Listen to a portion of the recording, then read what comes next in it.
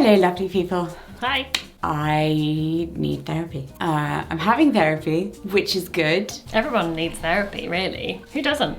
I mean, I hope some people don't. I'd like to believe there are people in the world who don't need therapy. They have blessed lives. I think everyone benefits from having therapy at some point in their life. Everyone has stuff they need to process and talk about. But right now, yes, you have lots of emotions. We both do. We've both been going through a lot, and there are some things that we've not been sharing. Although you've probably noticed from the large number of sorry this video is late, sorry there's not a video this week, there's just some stuff going on and having a hard time at the moment, Instagram posts. Just been quieter generally. Yeah. We're having a bad year. It is a bad year. But you know why? It's because it's the year of the rabbit. And I am a rabbit. And apparently I was like, woohoo! At the beginning of the Chinese calendar year, I was like, woohoo, it's my year. And then my auntie was like, no, when it's your actual animal, it's usually a bad year. And I was like, oh. And then I looked up what will it be like for a rabbit and dragon relationship in a rabbit year. Apparently it's very testing. So yeah. Brilliant. We did get warned. You know what year it is next year? The dragon year. My year. Yeah. Jesus Christ. Anyway, yeah, and about 9 months ago, I got left a comment that was like, so, why don't you have a second baby yet? Normally, this is the time when people start having a second baby. Which is also none of anyone's business. Yeah, also do not leave comments like that on anyone's videos. That's not appropriate. And boy, did that cut me to the quick. Because a year ago, actually, in September 2022, we started.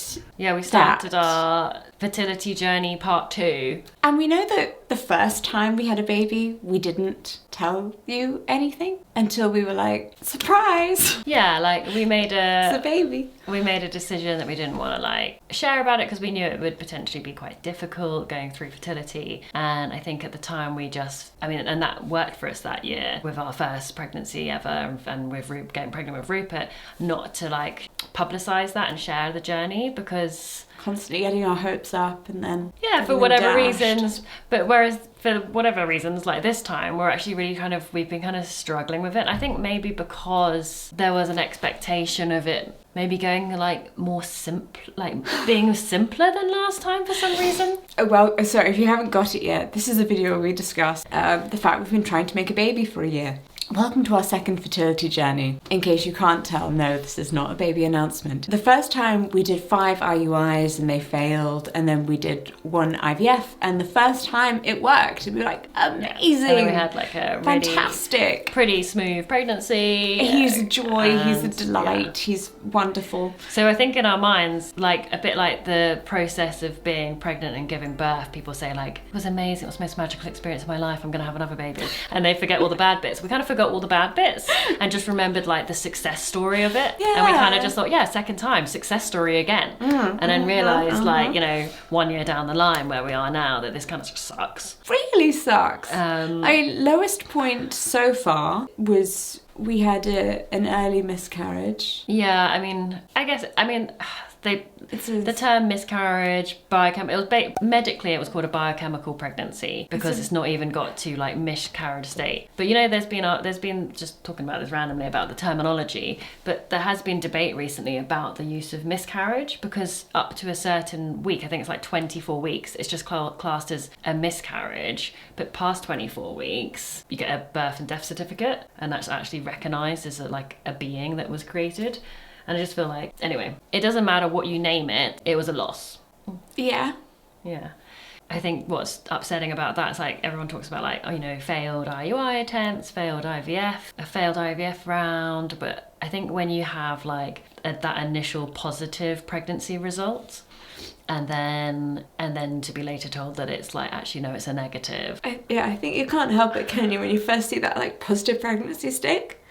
And your mind is immediately oh my God, what would the birth date be? Okay, how many months apart are they going to be? Yeah. Okay, what does that mean? How many years apart will they be when Rupert's 10? Yeah, how old will Rupert be when the baby's born? What time of year will it be? What kind of things can I do with it? So your brain just jumps ahead, understandably. Your brain jumps ahead when you're even going down a fertility journey path. Except right now it just feels like we're in this like, I think what's upsetting us so much is that we feel like we can't jump ahead with like these kind of idealistic like visions of our family, because we don't know when we're gonna get pregnant, how we're gonna get pregnant, like we're a little bit stuck in the mud. So it just feels like, yeah, it's getting us down around the same time as the biochemical pregnancy and the loss. Like Walter passed away literally like within a week of each other. So, and I think we've just like not had time to kind of sit down and like breathe about it. Yeah. I said breathe, I think I meant grieve. Breathe and grieve. Yes. I feel like you need a tissue. I haven't got a tissue. Why did we not think through having tissues? Oi. I'll get one. Thanks. This video is a paid partnership with BetterHelp. BetterHelp is an online therapy solution that with just a few clicks can connect you with a diverse pool of therapists. Filling out a personalised questionnaire means you'll have your needs assessed and be matched with someone, even if you're looking for a more specialised type of therapist. Now, I personally really liked being able to find a therapist who understood queer parenting, ADHD and long-term chronic illness, which is quite a niche. If you do want to try a new therapist, you don't even have to have the awkward breakup chat. It's just a click of a button, and like that, you're ready to try someone new. I don't have to go searching for hours trying to find someone in my local area that I like and that they have time that works with my time and I can get there and blah. BetterHelp believes that everyone, no matter your age, gender, sexuality, race, disability status, should be entitled to therapy, and I do too. With BetterHelp, you can schedule video sessions with your therapist anytime, anywhere, which is great. If you have an illness or a disability that makes most therapists' offices inaccessible, why are they always upstairs? I went to one that specialised in chronic illness and disability, but it was still upstairs. So many people on crutches trying to go up the stairs. If you're interested in trying BetterHelp, head to the link in my description, betterhelp.com/Jessica Kellgren-Fozard for 10% off your first month. Tilly's distressed. Yeah, She's actually been Tilly. really sad about Walter, and also like I think she's just sensing Our moods. Very Very understandable. So's Rupert. Yeah, you're not doing a good job there unless you're leaving it for dramatic effect. I'm not. Let me Sorry, dab it. I just don't have a mirror. There we I'm sorry, I go. just literally just shoved that in your eye. Right. Oh my god, the other night I went upstairs, looked in the mirror and went, Claudia, how did you let me walk around with my face like this? And she was like, well, you didn't seem to mind. It's like, 'cause I've not seen myself. She had like I this had big eyeliner like all smeared out. It was because you'd like, well, you had burst into tears and we'd had like a little heart to heart. I mean, it seemed really not right. Didn't really seem relevant to then be like, just to let you know, your face looks like a little bit. It's like 2 hours later though. Yeah, but it didn't matter. I'd stopped crying and we'd done many other things. Yes, I'd given you a full back massage. She did, it was great. Yeah. So anyway, so yeah, talking about Hadn't helped my makeup. Yeah, so we are now currently on our second round of IVF. as in like doing a new egg, going to prepare to do a new egg collection, which was also, so another thing we found out was that my fertility has actually really dropped since we had Rupert. And I think I already had this like idea in my head, you know, like, oh, when people are struggling with fertility and then they have an IVF baby, so many times they just get pregnant naturally, you know, if they're like a heterosexual couple, you know, the like second time because their fertility's increased. So we're kind of just like, we were under the impression that might be the case too, that like my fertility would suddenly be amazing. I don't know why. It wasn't ever bad, but the point is like I had it tested and my AMH, which is like antral, I have no idea. We'll put on screen what that stands for. It's like a reading that they do to like measure your general kind of egg reserve per ovary. Anyway, something like that.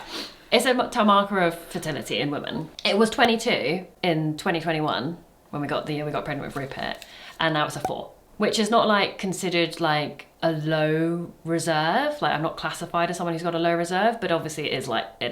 What is the low reserve if that is not? It's like under 1 or something. It's really low. Oh. That's considered an actual fertility issue. Okay.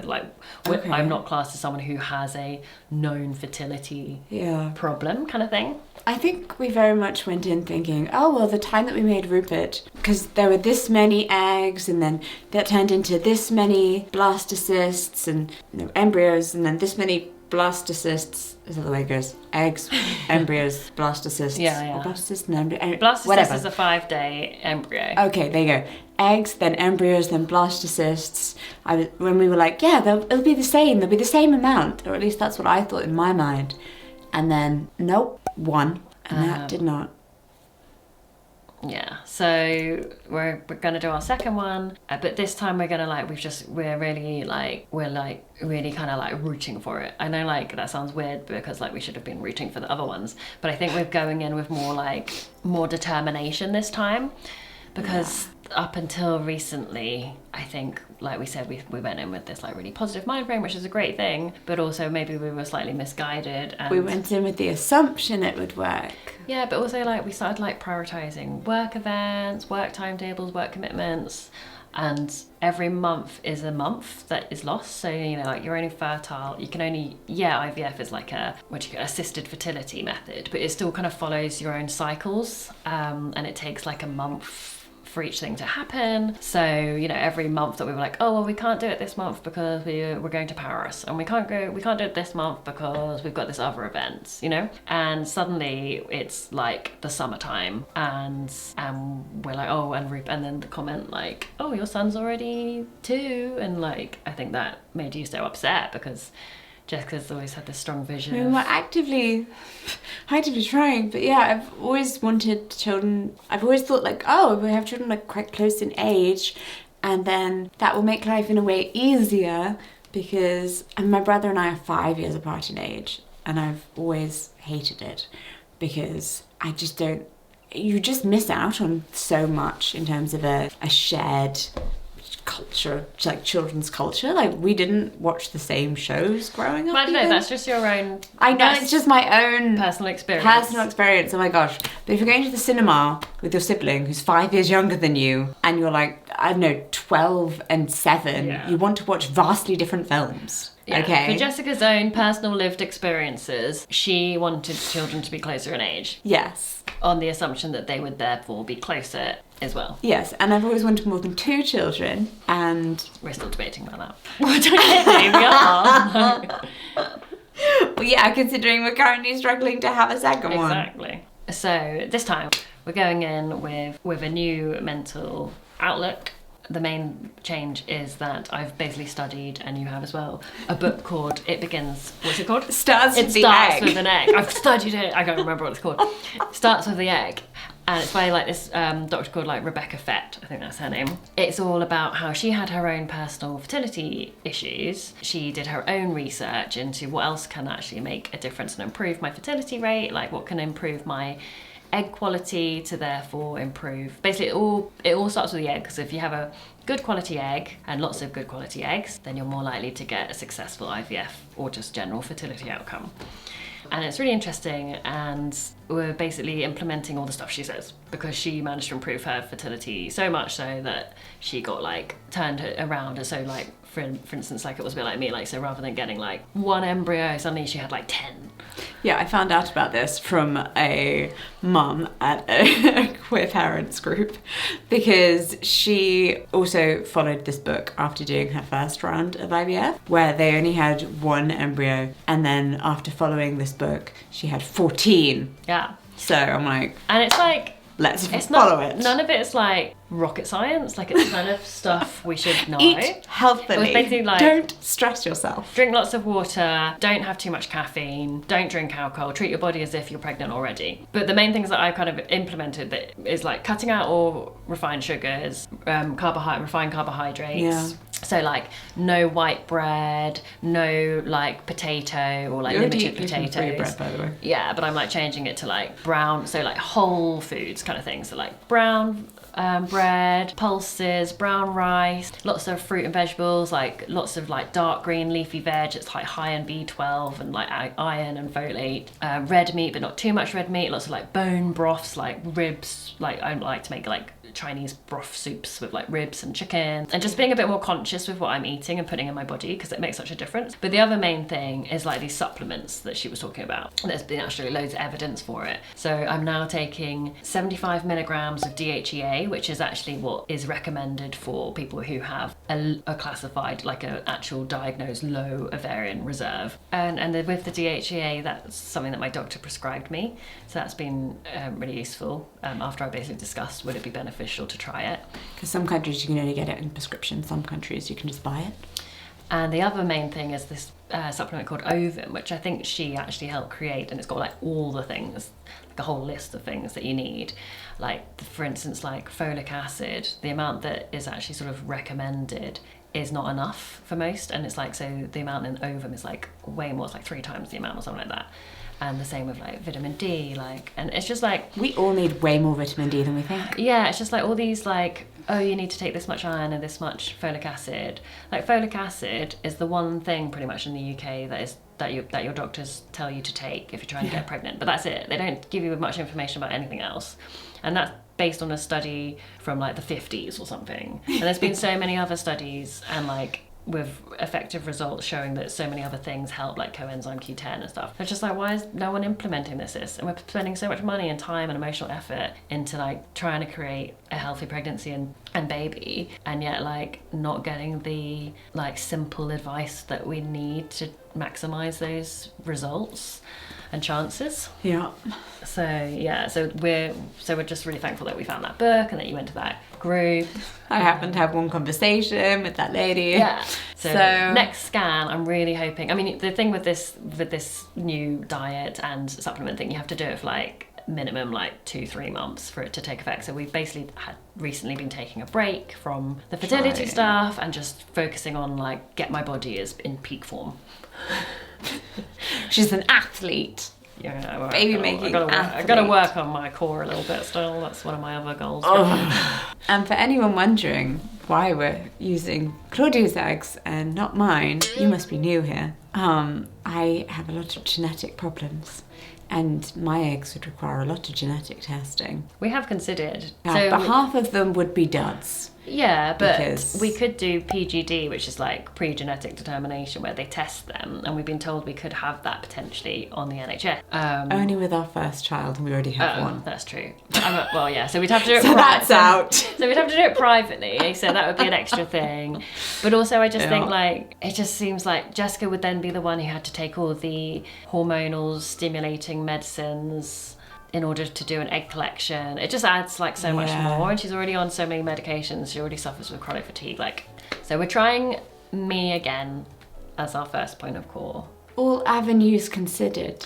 I think one of the reasons why it's so much harder the second time around than the first time is that there wasn't any deadline to the first time, or anything, any fixed point in time. Whereas with the second one, the gap between them just gets bigger and bigger and bigger the longer it takes. Yeah, time kind of goes. Whereas with the first one, it was like, whenever our first child's born, it's when they're born. Yeah, and also like if exciting work opportunities came up with the first one, it was kind of just, well, to be honest, they weren't, because it was like pandemic.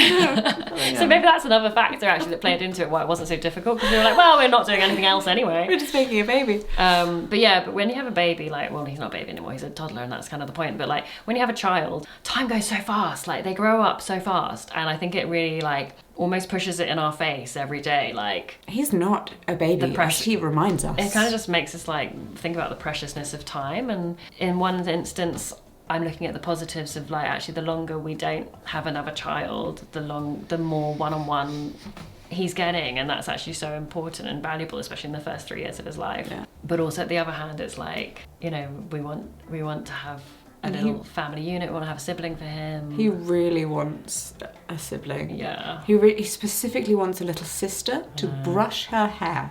He has requested. He comes up with weird names though. Yeah, he does. He really does. He is like, they're going to be called Mimi, they're going to be called Chi-Chi, they're going to be called Bao Bao Mai. We're not. Why are they all like these sort of like your sibling Bao Bao Mai? That's an odd one. Anyway, talking of which, I do need to go pick him up from his school. But yeah, so welcome to our fertility journey. part 2. We will not be Part 2. We will not be sharing, like, we still won't be like We won't vlogging overshare it because, in real time, I guess. Yeah, but I think we just felt it was important to have an honest update of where we are, why we've been struggling this year, why we may still be continuing to struggle in the next coming months. Yeah. Follow us on Instagram at Jessie and Claude, where we will hopefully be bringing you some good news soon. Yeah, in the dragon year. Hey! I'm actually gonna cry. Wait. Stop. Okay. For anyone struggling with fertility issues specifically and looking for support, I've also added links to some queer-friendly groups in the description below. And thank you again to BetterHelp for partnering with me on today's video. Remember to click the link in the description, betterhelp.com/Jessica Kellgren-Fozard, BetterHelp as in HELP, and then my name, which it's always fun to spell. Anyway, thanks for listening, and anyone else who's experiencing the same thing, like, hope this helps somehow by sharing it. It's always good to talk about it. I think even though we have each other to talk to about it, it's like really important to actually reach out to other people. Bye.